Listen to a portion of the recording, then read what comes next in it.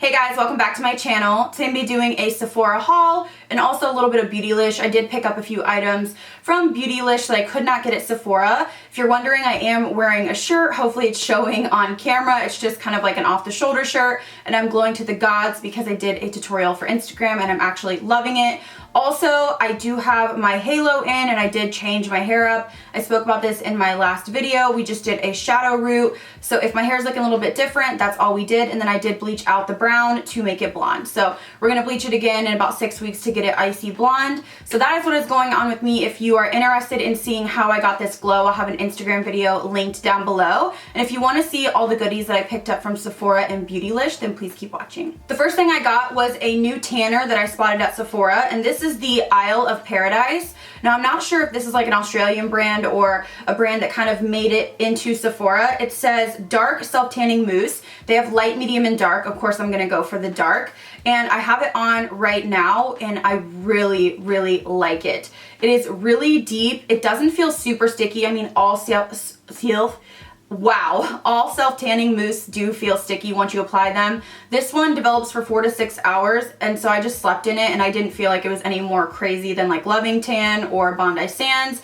But I really feel like it gives you a nice, deep, dark tan. Now again, if you're fair, you can try like the light or the medium, but I'm going for the dark. And it does have a strong smell, not like a DHA. It smells like there's something over it. Kind of like a Saint-Tropez, like they put a perfume, which I'm okay with. So definitely love this. I've used it once all over my body. I think I've had this tan on for 3 days now. So I feel like it's holding on nicely. I don't notice any like alligator patching. So far so good with this. And then from the same brand, I did pick up their self-tanning water. Now I've tried this once as well. I did spray this on my chest, and I will say this is not as deep as this. So if you want like a deep, deep tan, then I would try this. But this is nice because if you ever get, I've been noticing lately that I've been getting like self-tanner stuck in the pores on my chest, and it looks like little black dots. And if you get something without a color guard like this, it'll help alleviate that. Now I didn't notice that this did that, so that was kind of nice, but lately I've been having an issue with that. So this is something I've seen them use on their Instagram. I went to their Instagram to check it out, and people spray it on their face before bed or before makeup.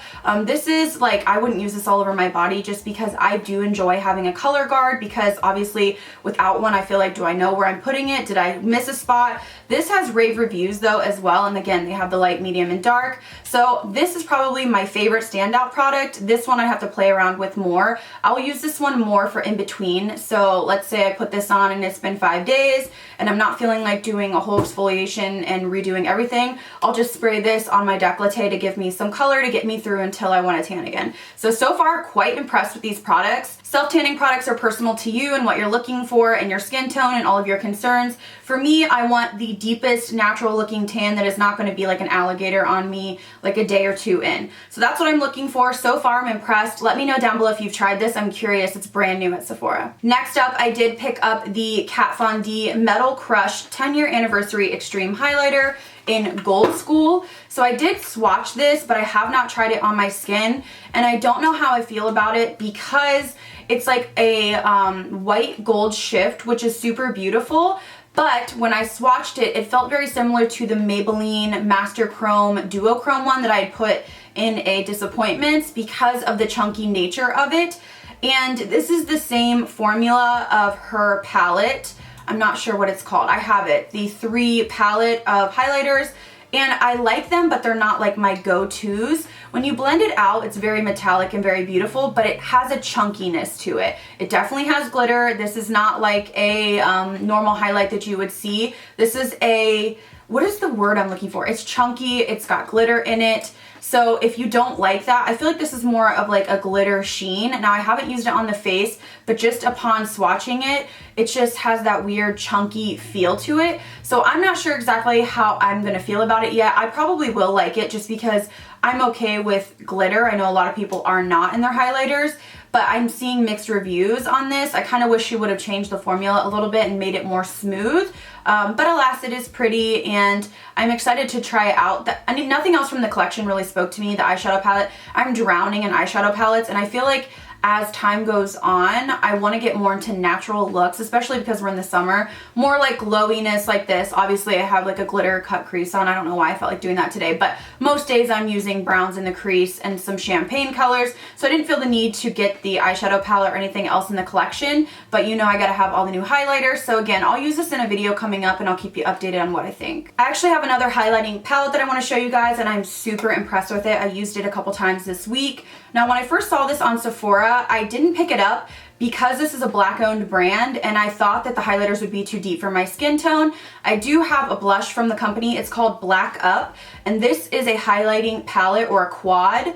This is so beautiful. Actually, one of you guys on Snapchat, you know who you are, was snapping me and you were like, girl, you gotta get this, kind of snapping me back and forth about makeup. And I was like, oh my God, you showed me swatches and I thought, wow, it was like perfect. Like it would work for my skin tone. There's really only one here, I believe, that wouldn't work. Now this is a lighter shade palette. They have two colors. So this is the lighter one and then there is a darker one, I'm assuming, that would be better for deep, deep, deep skin tones.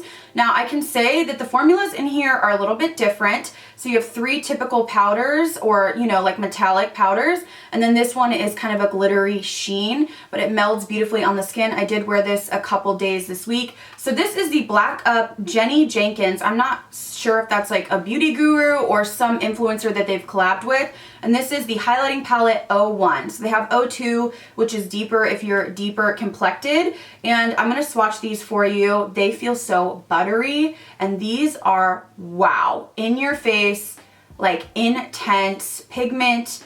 I put these on and I was like, whoo, I was glowing. So you can see this one right here is the glittery shade, which is, you know, a little bit more chunky, sort of like that Kat Von D one. And then you've got 3 metallics. Super beautiful, super pigmented. It's bigger than I thought. Just from online looking at it, it looked like it would be like a small compact, but it is quite large.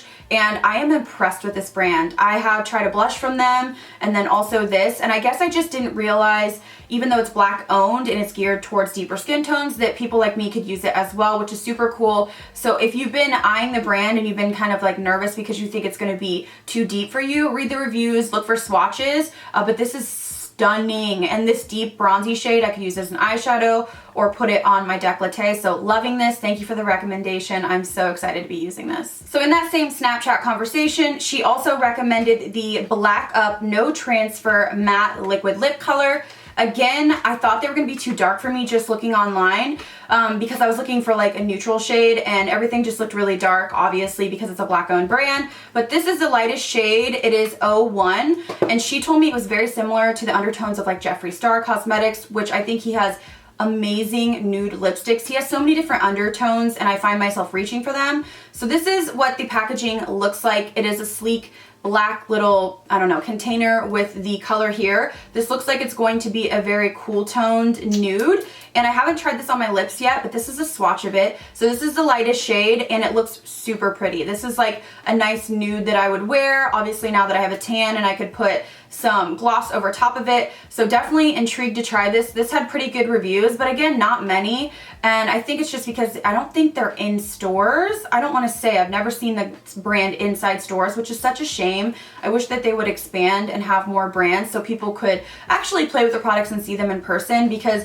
I honestly thought that it was just too deep for me, and so I didn't even think about it, and I'm glad that one of you guys told me to get it. So thank you for the recommendation. This is a good nude. It's like something that I would wear totally. Next up, when I was talking in my last Sephora haul, you guys were telling me about your Clinique favorites because I did haul a couple things from them, and one of you guys suggested the Clinique Acne Solutions BB cream. You said it had good coverage, and so I looked it up and the people were saying that it had pretty good coverage. I typically am a little bit wary of BB creams because of the redness in my skin. I do need a little bit of coverage. I can't do like a very sheer.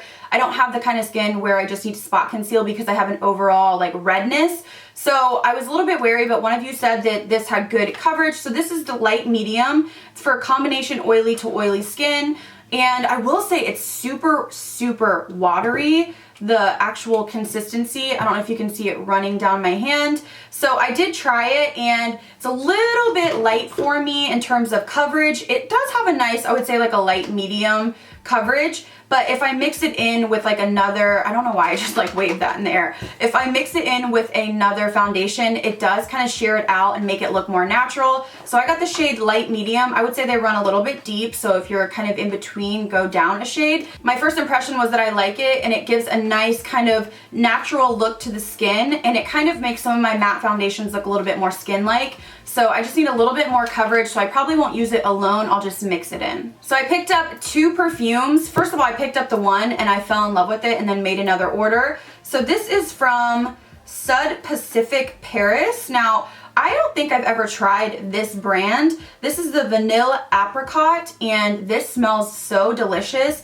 I feel like things are evolving, or I'm changing a little bit as I get older. Maybe, like, I like the Escada scents, but maybe I'm going for more of like a beachy scent lately. This just appealed to me so much, and this smells so delicious. It warms up with your skin. It really does smell like vanilla, but it just warms up with your skin. I can definitely smell the apricot too, and this is pricey. So I think I got like the medium size. There's like a roller ball, the medium, and then a big size. I think this medium little size was 40 bucks, I want to say. So maybe that's not too bad. I'm not sure. Is this an ounce? Yeah, this is 1 ounce, so it just smells luxurious. It smells like beachy. If you spray it on your skin, it just smells like yummy, like musky, like you've been at the beach, but like vanilla. It's just cozy. It's a cozy feeling. It's not fruity or anything like that, but it does have a sweetness to it. So definitely impressed with this. And this actually was like piqued my interest, and I thought, let me see what other scents they have. So the other one I got was Vanilla Cocoa. So of course I think they have a theme of like vanilla. That's kind of like vanilla whatever. So I got the small one because I wasn't sure, and I don't like this one as much as this one. This one is, let me smell it actually to refresh. This one smells a little bit artificial to me. I don't know if it's like the cocoa in it, but it's not as like sweet and warm. It just smells a little bit artificial, a little, I don't want to say chemically. It just smells not as like natural as this one. So I don't know if I love this one, but I definitely recommend the Vanilla Apricot. It is delicious. The last thing I picked up from Sephora is pretty boring, but I did have to get a new Cinema Secrets brush cleaner. This is what I use to clean my eye brushes most of the time. I do deep clean them once in a while, but this is disinfecting, so disinfecting, is that the word? This is a disinfectant, antimicrobial, so this does the job for me. I usually deep clean my foundation brushes, and then I'll use this in a pinch, but ran out of it, and of course I am not smart enough to get this on the VIB sale. I don't know why I do that. Like, I'm just not a planner. I'm very impulsive, and when I want it, I want it. When I need it, and I don't plan ahead, so I need to work on that. But definitely ran out of this and thought I have to have it. It's what I use to clean my brushes. I usually clean my brushes once every 2 weeks. I kind of fill a bag with a ton of brushes, and then when it gets to the point where I'm like low on my beauty blenders, I think I have like 15 beauty blenders, and when I get down to having only like 5 or 6 left, I'm like, I need to clean my brushes. So definitely love this staple product. It lasts for quite a while. If you've been wondering how I clean my brushes or clean them quickly, a lot of pro makeup artists use this, and you can get it at Sephora. Moving on to Beautylish. This is something that I wanted for quite a while, and it was out of stock. I've seen people rave about it. I think specifically Samantha Ravindal. I'm not sure if she raves about it or she used it in a video and really enjoyed it. I feel like she used it in a video and enjoyed it. So this is the contour wand from Charlotte Tilbury, and this is the, I want to say the deeper one. Yeah, this is the medium dark, and the component, I don't know if it twists off it. Okay, so here's the component, and it just has like a little ball on the end. And what I kept hearing about this product, if I could ever get it out,